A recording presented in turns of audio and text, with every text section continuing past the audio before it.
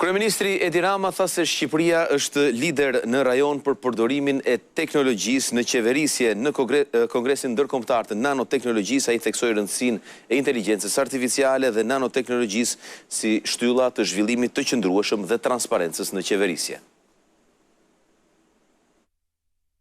Diella është vetëm hapi i parë i asaj që qeveria Rama 4 ka projektuar për përfshirjen e teknologjisë në qeverisje, si dhe dhënien e shërbimeve publike, duke kthyer vendin, siç thot kryeministri Edi Rama, në lider në këtë drejtim në rajon.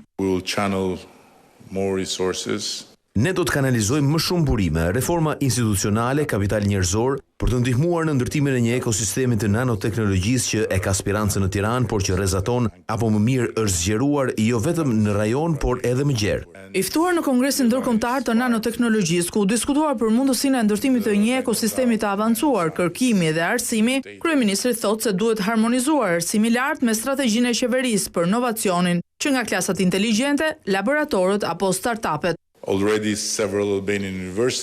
Njësër universitete shqiptare po hartojnë programe ndërdisiplinore për sistemet digjitale, inteligjencën artificiale dhe së shpejti për nanoshkencat, sepse ky nuk është një luks, është një nevojë së tashmes. Vizioni ynë është që brenda dekadës tjetër, çdo i ri shqiptar që aspiron të studiojë teknologjitë e së ardhmes, të mund ta bëjë këtu në shtëpi. Prej betimit të qeverisë së re, e para në botë që ka një ministër virtual, ku është kryeministri, shfaqet dhe Diella, e cila në këtë kongres shpjegoi se inteligjenca artificiale dhe nanoteknologjia nuk janë rrugë paralele, por sipas saj janë forca që bashkohen.